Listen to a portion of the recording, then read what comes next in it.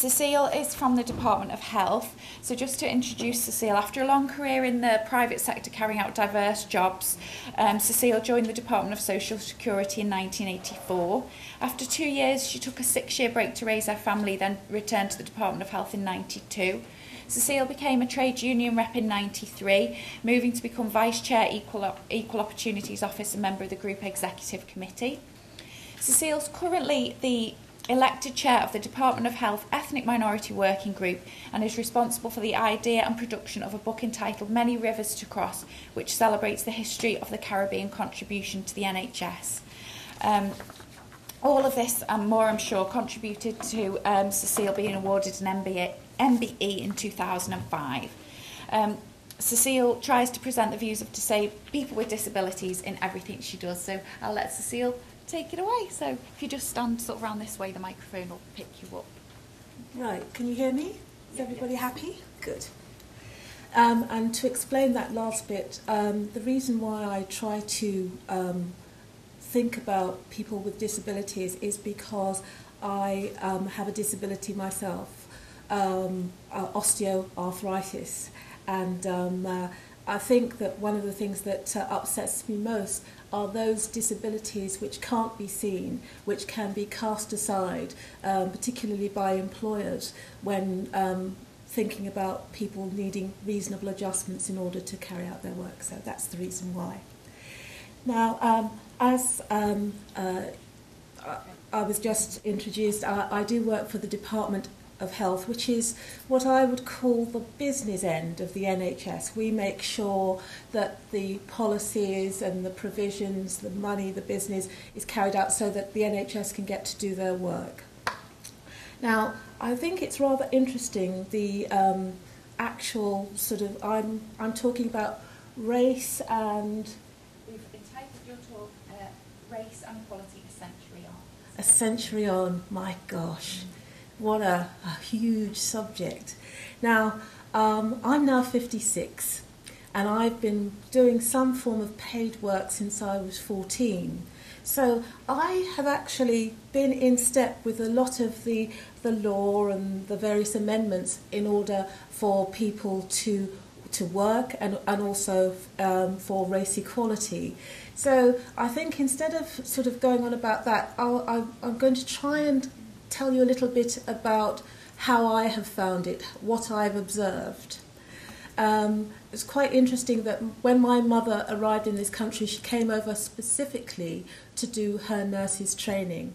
However, she and my father had managed to get together and hatch me up. So her training was kind of curtailed. And while she was trying to get back into the training after she'd had me and my little brother, she found other work very difficult to do. So what she did, and this was in the late 50s, early 60s, was what many immigrants do, which is do other sorts of work. And they're usually work for which there are no laws and no sort of rules and regulations, and it's usually piecework of some kind, work that you do in the home. I can remember she was actually wrapping industrial rod irons at one point, sort of putting tape around long pieces of iron which was going to be used for engineering. All this interspersed with her training as a nurse. And it's not at all unusual for that kind of experience for immigrants to do low-grade work. At one point, I can remember she did work for Marks and Spencer's. Lots of people don't recognise that a lot of Marks and Spencer's garments used to be done by home sewing people. And again, there's no regulation, there's no rules, and also the money that you get paid is also not regulated. So quite a lot of the wages from that was very, very small. So seeing my mother and a number of people doing that to fill in, to augment their salaries in order to survive, really sort of gave me a good indication of what my life might be like for me. But it didn't turn out that way because I have been in step with the various laws and amendments which help people in order to have supposedly a decent working life. The thing about race now is, if you like, it's been superseded by equality and valuing diversity. Race is very much an issue because it's so obvious. You know, I am here and you do notice me. I am different. And therefore, if I am treated overtly differently in the workplace, people are going to notice. Either they're going to deliberately ignore it or they're going to notice it and be outraged by it. But diversity in terms of both race, gender and faith has become such an important aspect of working life. And when I had my own children and I joined the Department of Health, one of the reasons I joined is because they had this huge banner which said, "We are an equal opportunities employer." And this was very, very important to me because having 2 young children, I needed to work, but I needed a place that would embrace flexible working.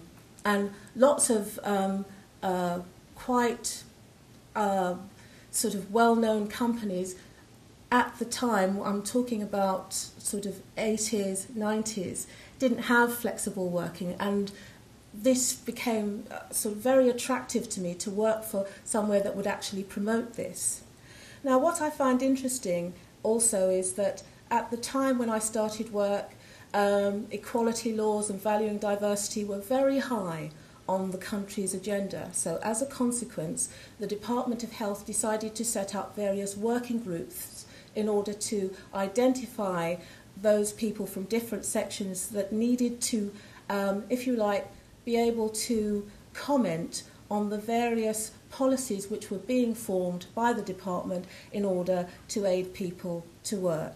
So I joined the Ethnic Minority Working Group. We've also got a Disabilities Working Group, Gay, Transgender Group, and whatever policy the department is forming, what will happen is those groups will be consulted, and after our comments, they'll try to make sure that that is absorbed into the policy, because one of the things about making policies about anything is it can be a beautiful thing on paper, wonderful, gleaming, shining, but how does it actually work in practice? And this is what these groups are for, to say, well, you've got this policy, either it's being ignored or it just doesn't work.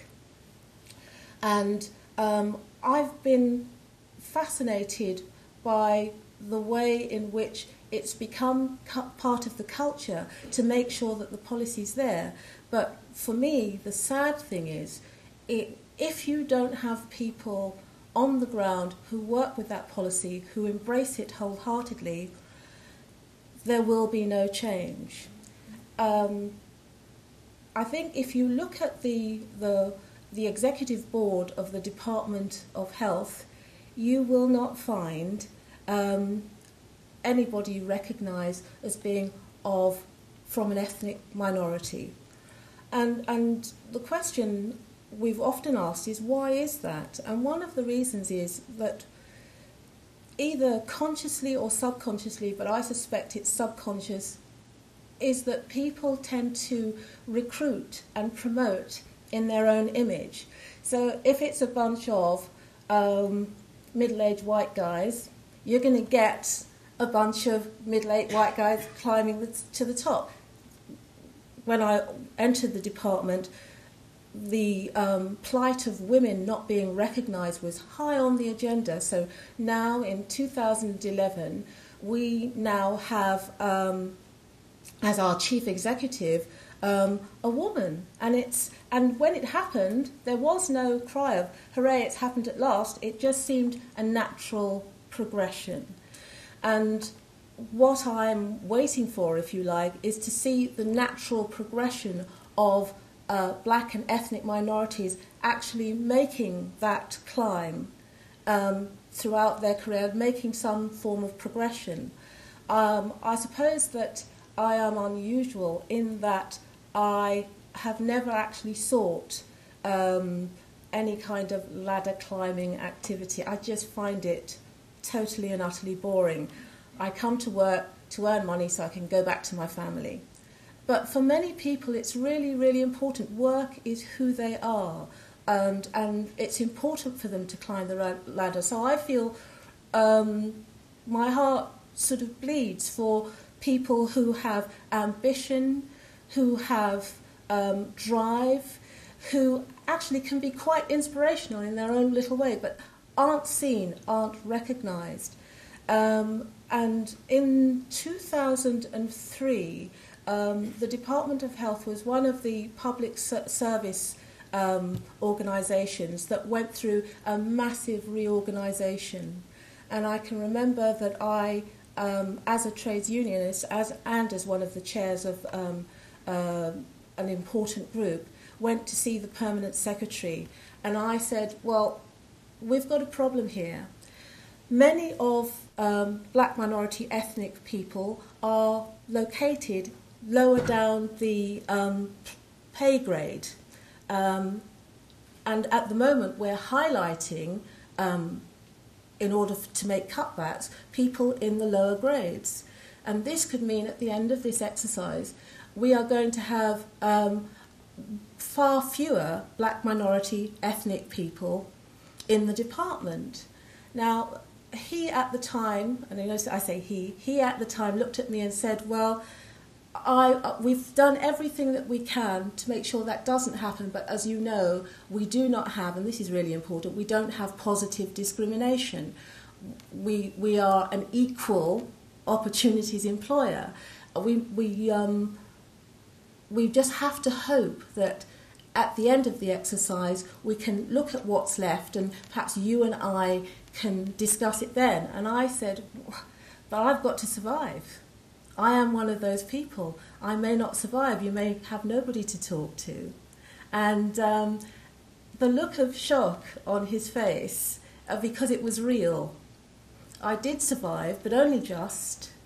I am now at the point where I am almost ready to leave the department as we go through another reorganisation, more cutbacks, and once again I worry that black minority and ethnic workers will be hard hit because of where they happen to be located on the grade scale. However, we might be in a bit of luck because they're actually trying to get rid of people who are higher paid, and so therefore a few more might survive.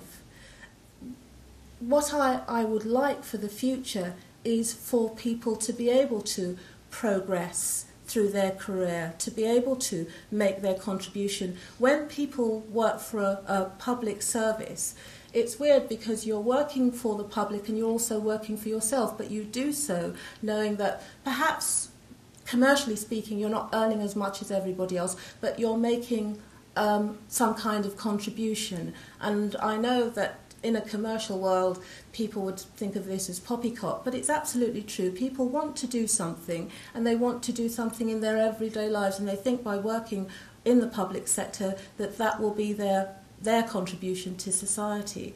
And so I think we're about to hit a bit of a low point. But from a race point of view, in terms of work, we are at a good point because race, ethnic minorities can no longer be ignored because the focus is too high now. And people do more or less know what is wrong behaviour, and they don't want to be associated with it, as well as not wanting to tolerate it.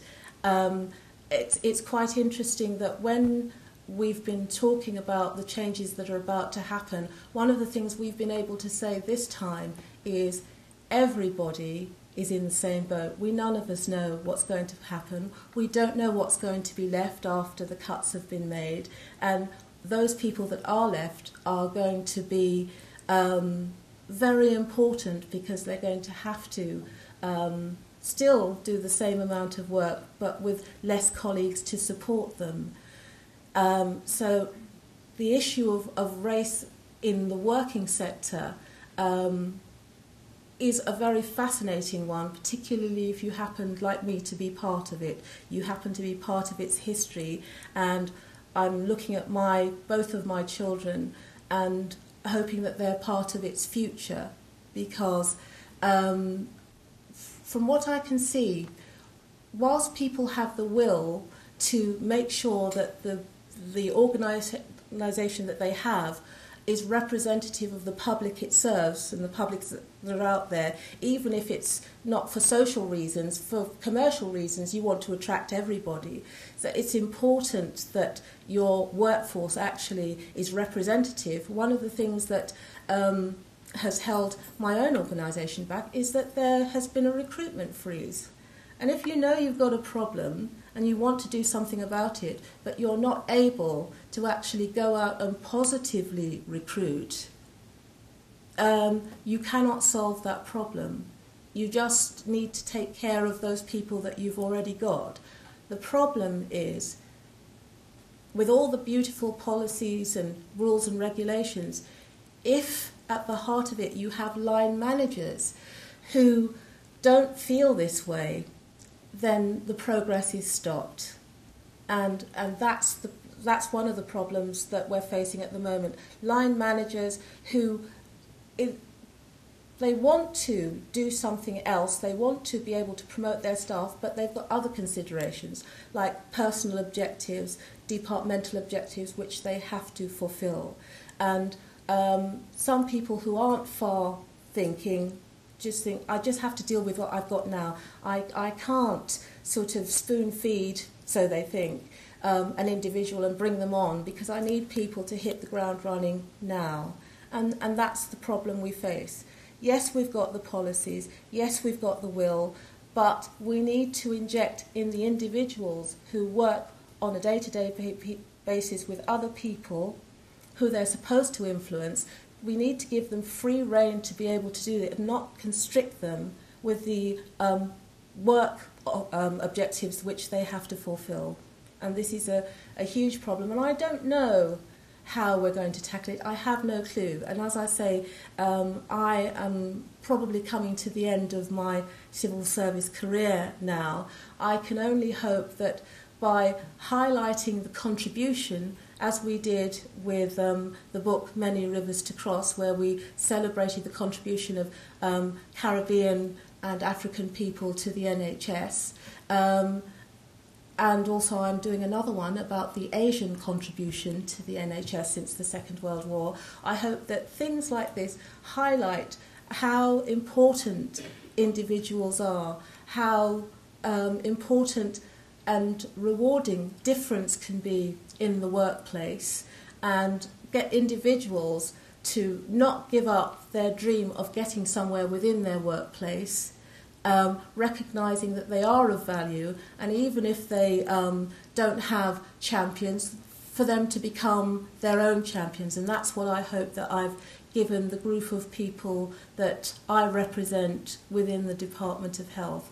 And I hope that all of you who will leave this place and perhaps be in charge of or manage other people will recognise that every individual has potential, and that it is your duty, in order that we have a good, representative, joyous world, to encourage and promote the individuals that you have any influence over, as well as feeling that within yourselves. And that's me.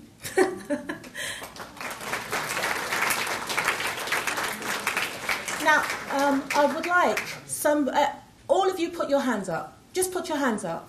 Right, the lady there with the blonde hair was the first one. I've got a copy of Many Rivers to Cross in my bag, and you can have it. That's the best way I could think of doing it. Any questions now?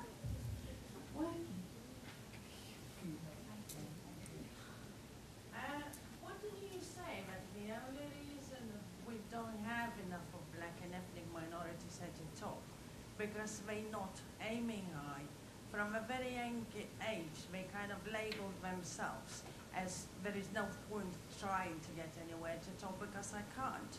But then if you look at yourself and Barack Obama, you two have made it to the top because you tried to achieve that. So wouldn't you say it's kind of self-labelling issue there? Well, no, not really. I mean, we can all talk ourselves up, and how silly do you feel saying, actually, I'm rather good, I'm excellent, and you're in your normal working environment and you're doing your day-to-day job and you feel you're not getting anywhere, and you turn to another colleague, I really deserve this, I'm really good at this, and all they'll do is look at you and think, oh, weird. I think it needs to be... I think that there needs to be an attitude in organisations that everybody that works for them, it doesn't matter what ethnicity, it doesn't matter what gender, that everybody has potential. You're right about self-labelling, but that's there's another underlying problem, particularly in the British Caribbean community, where particularly boys seem to be rudderless and don't have champions either at home, or very little, not so much little effort is made, but not enough effort is made to make them feel that they have potential. And I think that has to be dealt with both at home and at school. But, I mean, it depends. You say got to the top. What is the top? Mm. All like the White House. I mean, there is an opportunity. Nobody going to turn you down because of the way you look. But you have to try and achieve and reserve that position. I think, though, that if you are an individual who has undergone any kind of bad behaviour by colleagues, you find that this really does wear you down. Doesn't matter where you come from. If you are subject to some kind of discrimination and you don't have somebody who will help you with that, it's very, very difficult to, I think, suffer institutional or individual discrimination and come out of that feeling good. I mean, I have been the focus of discrimination a few times in my life, but I have a definite idea about who I am. And this definite idea about who I am was given to me by my particular circumstances. And so, therefore, whilst it's been the cause at some point of deep depression and sadness, in the end I thought, but I'm me. I'm not going to allow you to do this. But that's me as an individual. Unless you can instill that in every child you meet, you can't get over it. I mean, luckily I've had responsibility for 2 human beings, and they have that attitude. They have the attitude that they are worthy of respect, and that's what they're going to get. And I think that has to start from the time you're a child. I think we're going to have to leave that there. I'm really sorry. I know it's sort of cutting time short, but Chantal would just like to say a few words before we finish. Thank you very much, Cecile. I'd just like to say thank you to Catherine, because without whom this day wouldn't have happened. She's going to have to rush off, so I want to say it now rather than this afternoon. But Catherine has done a great job on putting this day together for you guys, and I'd like us all to give her a round of applause, please. Thank you.